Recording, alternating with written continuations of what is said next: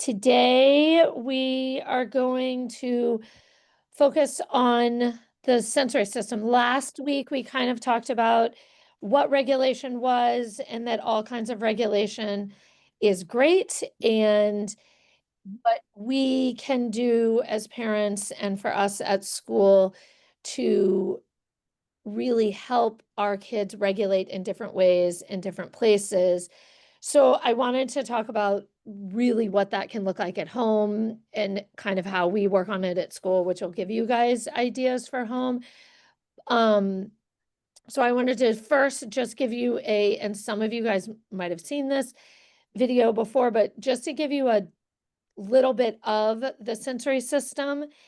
And this is a really great video, and I'll play a majority of it, but then I'll stop it at a certain point because then we can talk about it more. But as people are joining, I'm going to play this little video of the 8 sensory systems. And I always show this videos for new teachers and just at the beginning of the year because it explains it in a nice, simple way. So we'll start with this video and then we can start to talk about what this can look like in the home and how we work on it at school too.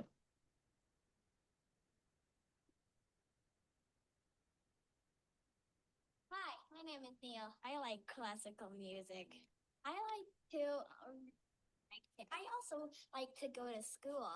The thing I know a lot about and want to tell you about is sensory processing disorder. SPD is when the essence that your brain gets from your senses are not organized. So you don't respond to things like most people do.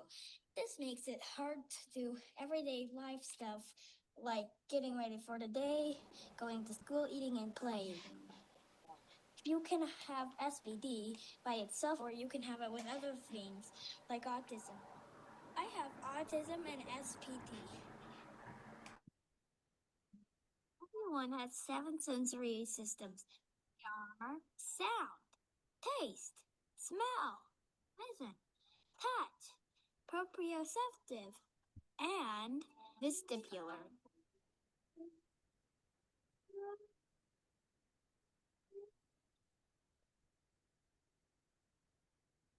Under responsive versus over responsive.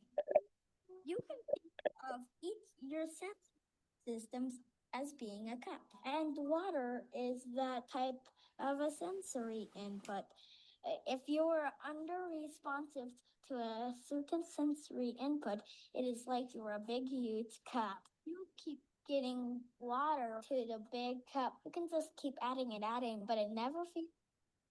But if you are over responsive, it is like you are a tiny cup. All you need is just a little sensory input and you overflow. You want your cup to be full and not spill over. Each of your sensory systems is their own cup and they are different sizes. Just because you have one big cup does not mean you are under responsive with all your senses. I have a big cup for my proprioceptive and vestibular senses and a little cup for my touch, sound, taste, and smell senses. Everyone is a different and unique. Some days and times of days are good, and some are too much for me. I don't like loud and busy places. I cover my ears and want to run away or yell and tell everyone to be quiet. I need less noise to feel in control of my body. I like to always be moving. I have a hard time holding still. I don't like people to touch my skin sometimes. But everyone is different. My brother doesn't mind if people touch him, and he does not need to wear sunglasses. It is important to know your own body and to understand your body and your 7 senses. Sound. We get the sense of sound through our ears. When the sound is loud, I can't concentrate of anything except stopping the loud noises. I have a really hard time when my mom's turn on the vacuum or blender. Classical music makes me feel relaxed. I like jazz too. It's nearly the same thing. Taste and smell. When we eat or put things in our mouth, we use our chemical senses, taste and smell. Every time you eat, you use these senses. Vision. Our eyes are how we use our sense of vision. Some people like bright lights and lots of things to look at. Get distracted if there's too much to look at. I like things soft colors and organized. When I walk outside, the sun is always so bright and it hurts my eyes and I can't look up. I wear my sunglasses when I'm outside to help. Touch. Some people don't like to be touched, and I don't like my hands to be messy. Makes me feel bad. Touch is your tactile sense, and if you are not used to having things touching your skin, it can make you feel uncomfortable sometimes. Certain clothes, tags, and shoes can really feel not right for an opinion. Before most people, their brain gets used to that uncomfortable clothes. But for me, I just can't think of anything else but the tag that is bothering me. I will tug on it and want to take it off the whole time I'm wearing it. You're trying to teach my hands that it's okay for them to be messy for a little while. The more I can play with things that are a little messy, the more I get used to it, and my brain learns not to focus on it as much. Proprioceptive.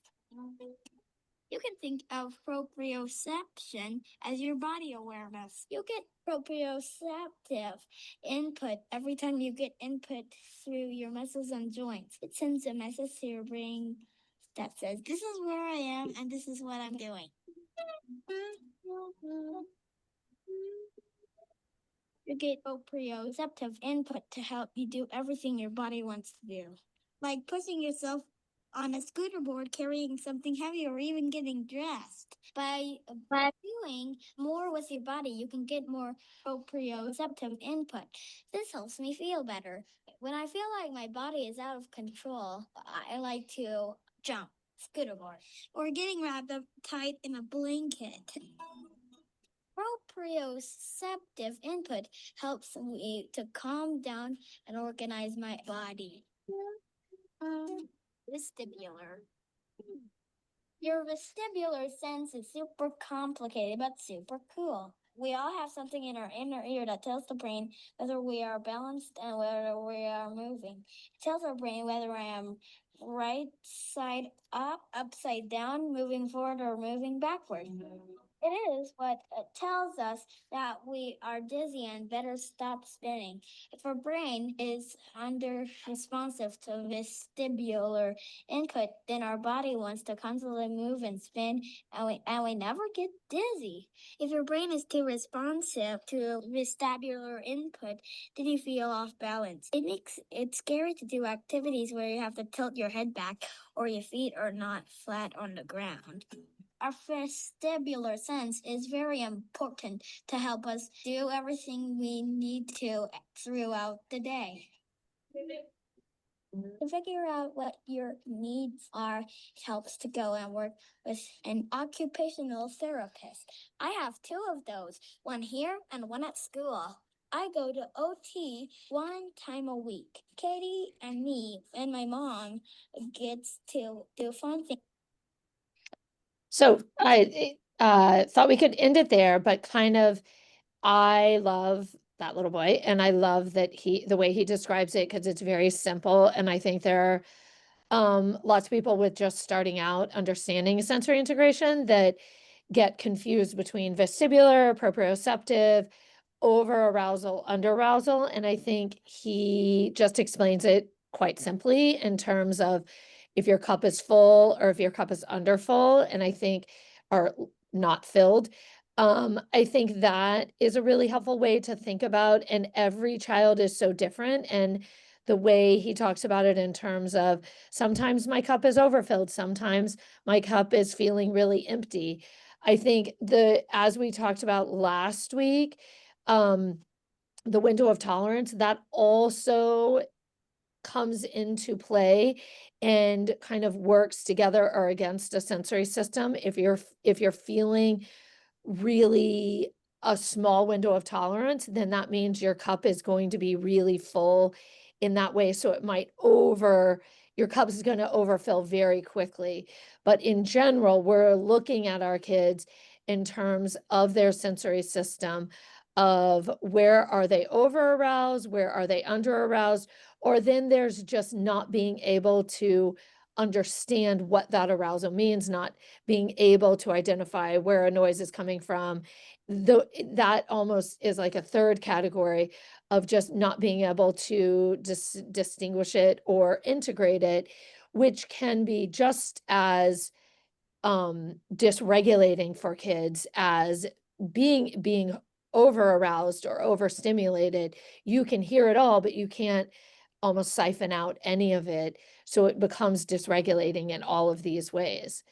So what we want to do is really think about looking at all, these are just a conglomeration of pictures of things that we do at Fuse that I was thinking are really easy things to think about of doing at home to help your child's sensory system and to help regulation. So that, like, if we're, let's say, moving from one, we can take any of these pictures and translate them to home. So let's say you're trying to move from the downstairs to either the stairs, or you're trying to move from their bedroom to the living room. There are ways you can have your kids move that is going to be more regulating. And by the way we talked about it last week, regulation is connection. Regulation is just engaging the brain and the body. So yeah, they can run, but if we think about at school, the hallways are big, the hallways are long. So if we let them run, we are letting them to be completely disconnected from the brain and the body. So the regulation can be, we can have high energy or we can have low energy, but our goal is to make that intentional going from point A to point B to be purposeful and intentional so that there is a connection there. So ways to do that that can be more regulating are having, like in the picture you see, kids are on scooter boards. They're on their belly on scooter boards. So if you think about the way the little boy was talking about, the different sensory system, that is great proprioceptive input. They're aware of where their body is. It's actually quite difficult to balance on a scooter board. So they are working all parts of their body awareness to balance on the scooter board, to use their arms to move the scooter board. You can look at all proprioception is a great way to really work on regulation and to work on integration of systems. Having kids push things. There's lots of these pictures of pushing things, pushing bins, pushing cube chairs from point A to point B. The goal is that they're heavy, they're not light. So the harder it is to push something, the more your brain and your body are working together. If you think about a workout class, there's so many of these like boot camps that are like pushing tires, pushing something, pulling something. That's really getting your muscles working. And the more we engage our muscles and the more we engage our body, the more we're engaging the brain and the body. So if I am having to push a cube chair with something in it, like we'll put a weighted blanket in it, if I am pushing that, I can't be distracted, or then I've lost my momentum to keep that thing moving. So it allows a child almost that physical prompt of, oh, I'm doing this, I'm thinking about this, I have to get from point A to point B. So their body and their brain are all in on this regulated activity, which is at the same time helping ground their body and slow their body down. A lot of what we do with as parents is hold our child's hands. That's natural. That's a safety. You have to do it. But if we are in a place where we're not in a parking lot and we're not worried our child is going to run away and be in danger, we want to help slow their body down without doing it all ourselves. If we're holding our hand, we are being the regulator. We are being the one that is modulating their speed. If we give them something that helps be the regulator, we're helping their body learn to modulate that speed independently or more independently. So over time, they're not needing to push a cube chair down the hall. They're realizing that they can slow their body down and they can vary their speed of regulation on their own. So as a parent, if you're, let's say, at the grocery store, get the little baby cart, like the kid size cart from the beginning, and have you're holding one grocery cart, they're holding the other one, put the milk in their grocery cart, put all the heavy stuff in their grocery cart. So they're pushing, but they're also having to think about the muscles in their body working to keep that cart going. And it helps them regulate with you and helps them work on that proprioceptive input at the same time. There's also kids that really need that vestibular input of swinging and moving. Though in the school, obviously, most people who are in the school know that we have swings, but there are fantastic mechanisms, I don't know what else to call them, that you can put in the home that go on like door frames that you put a bar and then there's a swing. So as long as you have good clearance, a child can swing, and that can be incredibly regulating for kids to move their body in that back and forth motion and get that vestibular input. You'll see kids doing it on their own. If you have like a desk chair, they'll just spin in circles on the desk chair because that is giving them that input. But if you have the ability to have a swing or like an IKEA egg chair that spins is a great way to give them a lot of that input. And that is where when your child comes home from school, you want to give them the input they need. Like we as adults, sometimes we just need to like cocoon and be in a quiet space after coming home from work, but our kids need more of that active input in different ways. It could be swinging. It could be a lot of heavy moving of you set up some things at home of like, oh, I need you to move these paint jugs from here to there. You'll see at our school, we have paint jugs with duct tape on the lids because they're never going to be used for paint, but they are going to be used to travel from my office to a teacher classroom to the gym and then do it all over again with another child because the heavy input can be really regulating and help a child ground their body at times when they are feeling a lot of energy or that overflow or over arousal. Um, Other ways you can get at that are doing like at home, scootering, really great because it works on the proprioceptive of you have to balance and you have to use one leg to like push off. We even have scooters in the hallways here because it actually takes a lot of great body awareness to build those different ways to move. And you have to think about what's my next move so that I do not crash into things. At home, you see the kids painting in the picture. Um, Having tactile sensory input, the touch sensory input, as the little boy talked about, some kids don't like it, some kids crave it. So for kids that crave it, when they come home from school, having a bin with kinetic sand or having paint that they can really free paint is going to be incredibly soothing for them and regulating. Getting a bin of water and having little water beads with funnels and little like spoons, or there's these like pincher things that like it's like a bubble at the end of the pincher things that like they can grab the water beads and let them go. Anything where they're getting that sensory input of the water, shaving cream, kinetic sand is going to be really helpful for those that are craving it. And those are the kids that are like need more of that to fill their bucket.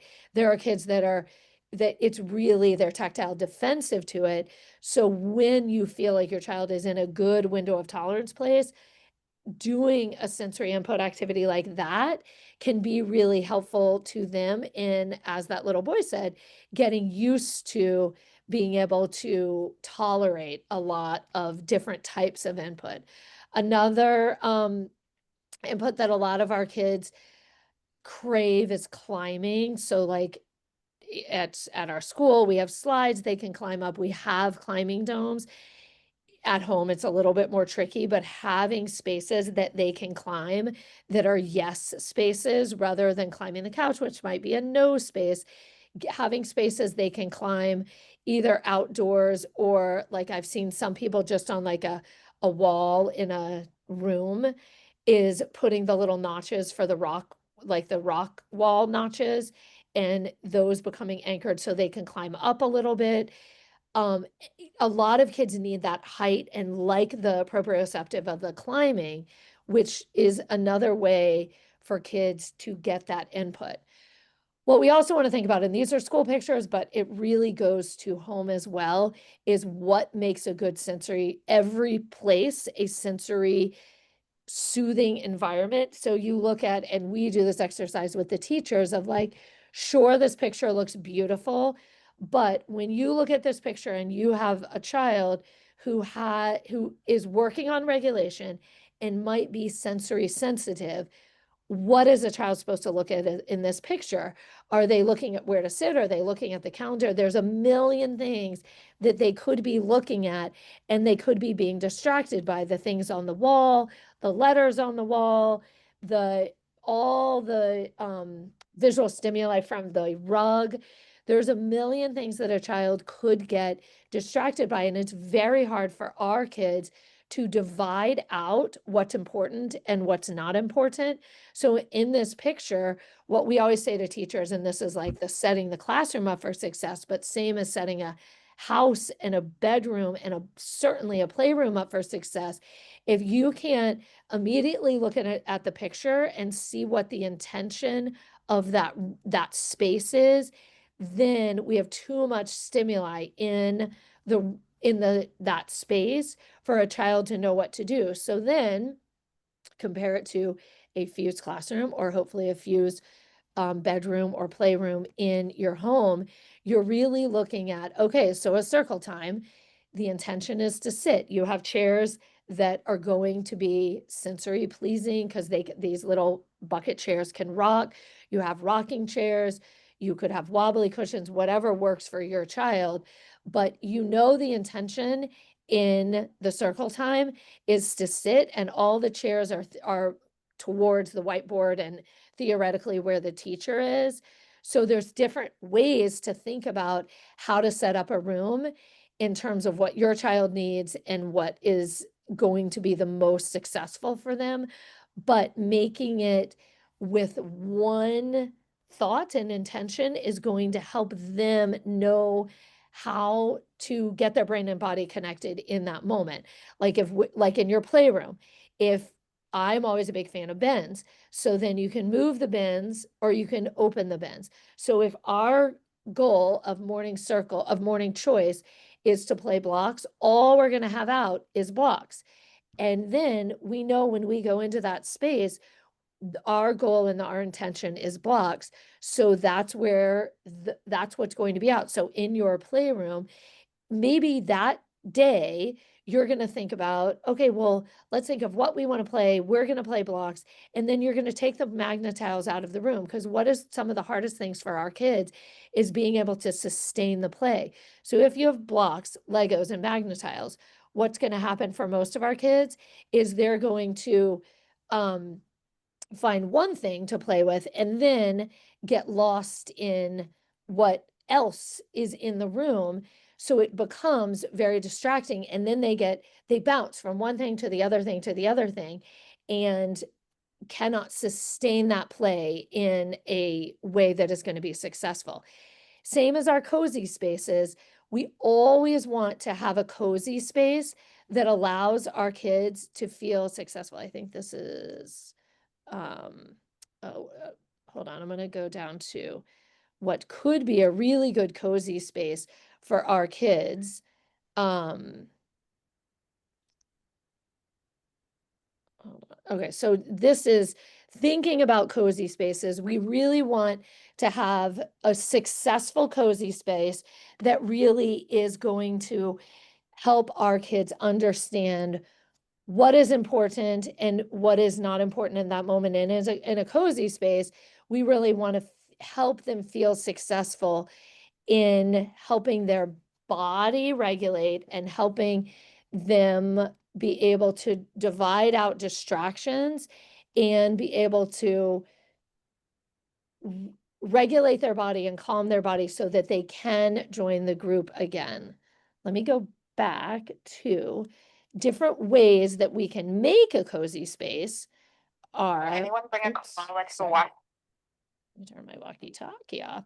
So if we think about in this lower picture of what makes a cozy space, a really important part of a cozy space is bean bags and regulation, bean bags and space they can dive into and space that they can almost like become a cocoon in, like our OTs talk about it as a cocoon space, so that they feel um almost like snuggled and hugged. And you talked and you heard from that little boy about how he wanted to be wrapped in a tight blanket.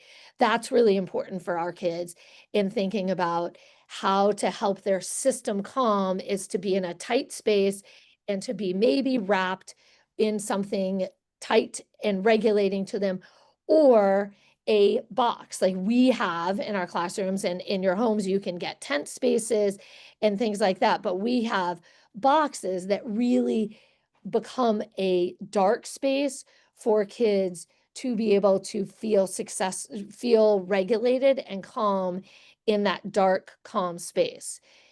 Other areas that we really want to think about when we think about how to set up a room, this is just examples of in a school, how we set things up for success. At home, obviously you wouldn't have cubbies, but you might have space. We want our kids to be more independent. So your hooks are going to be similar to the cubby. Maybe you have a box that's going to have your child's name on it so they can put their jacket in that box, or maybe you have a hook that they can hook their backpack in. But the more visually organized and the least distracting, the more independent our kids are going to be in that area. So they know, okay, where's my snack going to go? Where's my jacket going to go? And where are my shoes going to go?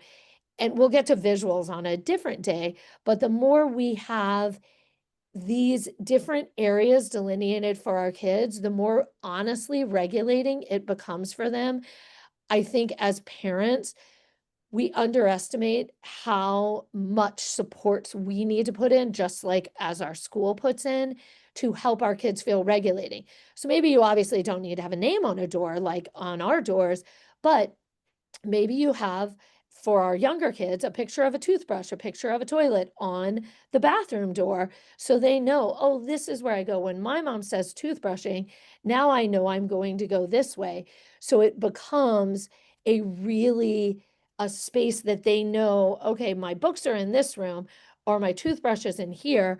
Or if we think about our play space it could be in the bedroom, or it could be in a play space, having it like in the classroom, having it really organized and separated of, okay, we have a ball pit, we have a sensory bin, but those are separate. And of course, it's going to get messy. And then our goal is to help our child clean it up. But the less is more. And I always say that in going into every classroom and every home, less is more. Our goal is not to just entertain our kids by giving them toys, toys, toys. Our goal is to make them intentional players. And to be an intentional player means you have to be a regulated player. So when you look at a space, you want to think about it in terms of what is regulating and what is calm. And all of these pictures, any one of them you look at, shows things you can do in a space that are calm and regulating and sensory friendly and have a purpose to them rather than just toys. Like the most dysregulating is the type of environment where there's just so much happening that our kids don't know what to do. Like if we just go to like a neighborhood play space, that is going to be the hardest for our kids to have a purpose, because there's so many things they don't know what to do in those different places. And then they become overwhelmed and get more dysregulated and they cannot sustain their attention. So a lot of times in those areas, we will, like if we're going to the playground, which is essentially the same as going to a neighborhood play space or to a playground, we will almost give them a first then of, okay, well, I see the swing and I see the slide. What do you want to do first? So we'll show that picture first and then the slide. So it helps them regulate the more calm their system is, the more organized their system is, the more regulated their system is. And then we can really use the sensory areas of doing climbing or doing spinning in a purposeful way. These are just more pictures of how to create different areas for different intentions. And in thinking about our sensory system in an over aroused or under aroused child, we want to think about all different kinds of arousal and levels of kids. And having a messy space is so important to be able to think about what the kids, some kids really crave that input and want shaving cream all up and down their arms. And that's what's really going to help them engage and play. Other kids want nothing to do with that shaving cream. So then we're going to have another area that is more focused on a movement like a trampoline or a ball pit where they can get their whole body input without it being more of that tactile input. The other thing in all of these spaces and in your home space, and I think all of these spaces can be replicated at home, you want to have time, and not all at the same time, obviously, but you want to have time for messy play at home. You want to have time for movement play at home. What I would also say is you really want everything that is open and accessible to your kids to be a yes for them instead of a no. What's really hard is when there is a no, but it's really exciting and tantalizing. Like when we were setting up classrooms, one teacher had a like a shelf right next to the teacher counter, but wow, was it perfect for a child to step up the 2 steps onto the shelf, and then they have full access to everything on the teacher counter. So that was a naturally going to be a no, because every time a child stepped up onto this shelf, which was low, they then had access to things that were just for teachers. So you really want to think about in your home as you're setting up your sensory spaces is having yeses and having areas where you're not having to police. If they are accessible to your child, then you want to have spaces that are a yes access or that can change from a, like if they're in that room, you can quickly adapt that room to be a yes area. For example, your kitchen, if they're going to be at the table, everything is a yes at that table. And if there are things on the table Befriending that are Sarah, no's, Sarah then you really Sarah, want to take sub-Saharan those Africa, things off the Sahara, table, exposure because sicker, the table Mexico, should be about United engaging Sarah, in Sarah, exploring food, exploring conversation. But if there's like candlesticks or whatever on your table, then that is, of course, what the child's gonna go towards, because food is not really exciting for some of our kids, or exploring new foods is not exciting. So they're gonna go to the thing that is gonna be the no. So we wanna set up our environment for success so that we can work on these sensory areas and have our environment building upon their sensory successes. So like at the kitchen table, for example, have a chair that's going to be successful for your child. If your child can't put their feet on the ground, then you need to have a stretchy band on the chair where they can really get that input while they're sitting. Because what happens for so many of our kids is dinner time becomes a zoom around, eat a little bit, zoom a little bit more. But if we look at that behavior and we think about it, it's really at that moment they're wanting input. So if we can give them input at the table by using a wobbly cushion, like you can have a wobbly cushion on the actual seat, and you can have the stretchy band on the chairs of the legs, so they're getting that input, or having a weighted blanket that they put in their lap, which many of our kids do, so that then now they're getting input and their intention of eating is happening at the same time. So you have a little bin of things that work at the table, weighted blanket, a fidget, something they can squeeze with their hand, so that they are getting input at the same time as their intention of eating is happening for them at that time.